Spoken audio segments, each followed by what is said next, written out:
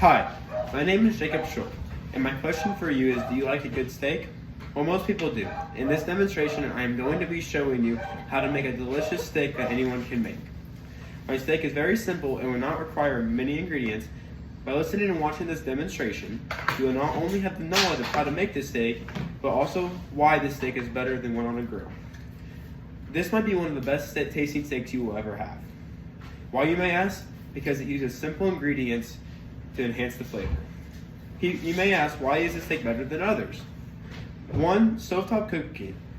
This distributes the heat more evenly. 2. This steak can pertain to anyone. You can adjust the flavor by adding different herbs and spices, and you can cook this steak by cooking it on a stovetop. You can get what kind of steak you like. Some people like raw, others like medium. If you want to cook a very simple and tasty meal that is not costly, you want to make this steak. I've always liked steak. Growing up, my family would always grill steaks on the regular. Once I found this simple recipe and tried it, I was blown away by how good it was. This is my personal favorite way to cook a steak.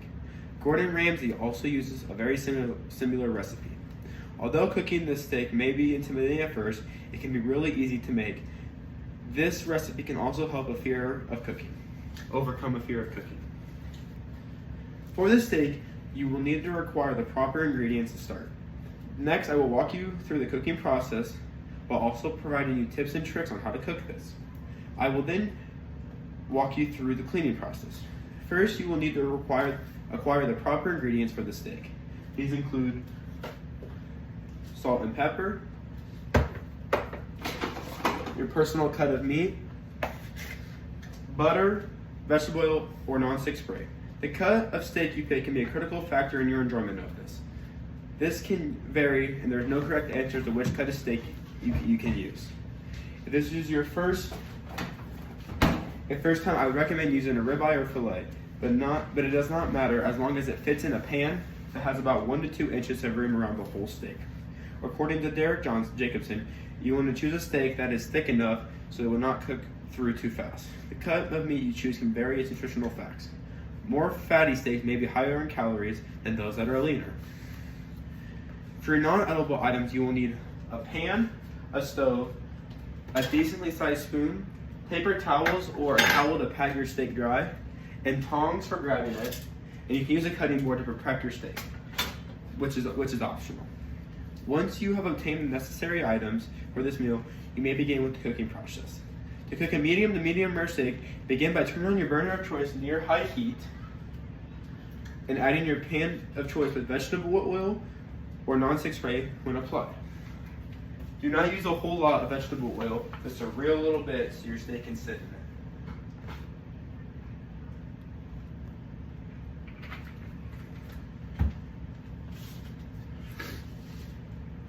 in it. Then you will wash your hands with warm water or soap.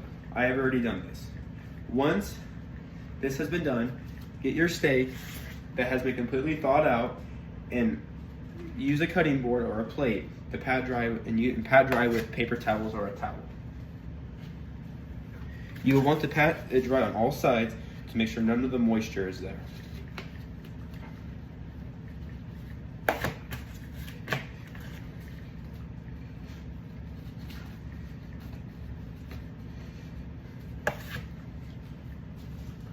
Once the steak has been patted dry, add a healthy layer of salt and pepper to all sides of the steak. This includes the edges.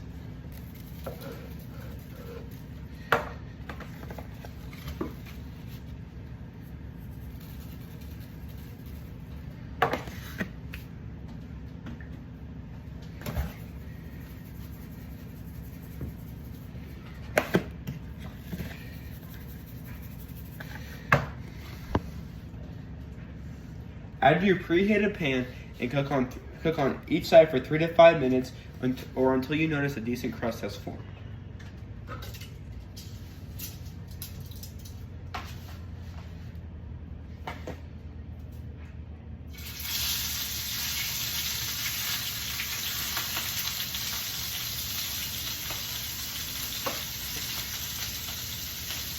If you notice, I used tongs to set the steak into the pan. This was because I wanted to avoid getting my finger burned by the oil. There was also a sizzling noise, as you can hear. This meant that the pan was hot enough. Make sure you use tongs to flip the steak once it is ready to be flipped. While the steak is cooking, let's smash and peel 2 to 3 cloves of garlic.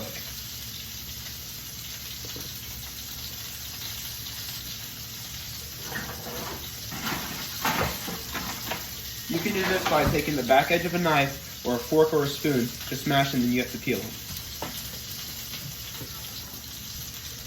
Now that I have smashed my garlic, it is time to get the other ingredients ready. For this steak, I will be using rosemary and thyme as well as my herbs of choice.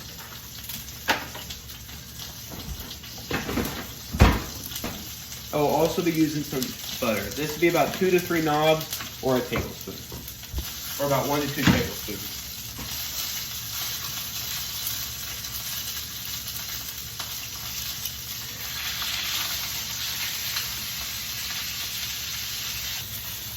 Now that this steak has a light crust on it, we can turn the heat down to low to medium and add in our garlic, rosemary, and 2 to 4 knobs of butter. I will now be adding my garlic, rosemary, and thyme to the pan. These can just go on the side. You will then add 2 to 4 tablespoons of butter.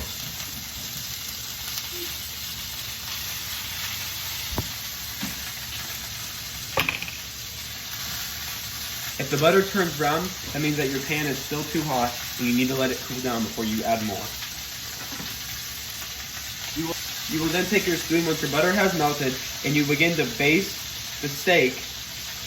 This can be done on each side for 1 to 2 minutes or until the butter has completely resided in the steak.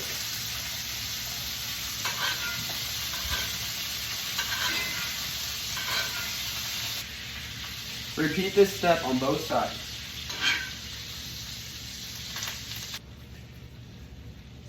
By butter basting the steak, the garlic and rosemary and thyme, the flavor is greatly enhanced with a beautiful crust is formed, as said by Global with Butter in an article. Set your steak on a plate away from where you prepared your raw steak. Cooked and raw meat should never come in contact with each other. Let your steak cool, then you may enjoy.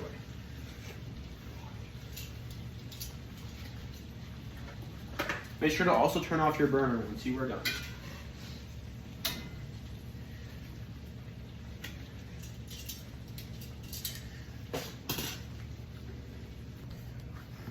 Let's now begin the cleaning process.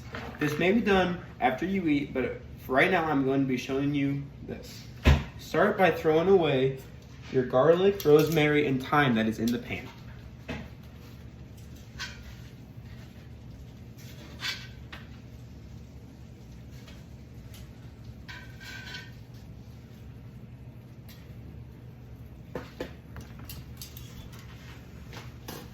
Then you will throw away all plates that you may have used in the procedure.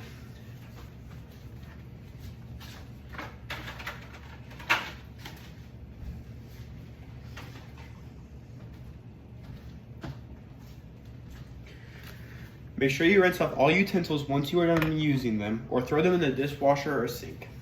Make sure you rinse out the pan when you are done and let it soak in warm, soapy water. Finally, most importantly in my eyes, is wash your hands. In this demonstration, I talked about how to make a delicious and simple steak. This recipe can be used by anyone who has access to the ingredients. This steak will also pair well with most greens and any type of potato. Whether you go out and use this recipe right now or save it for the future, I am glad to have shared this simple and tasty recipe. I hope that you can give it a try. My name is Jacob Scholl, and this was how to make a good steak.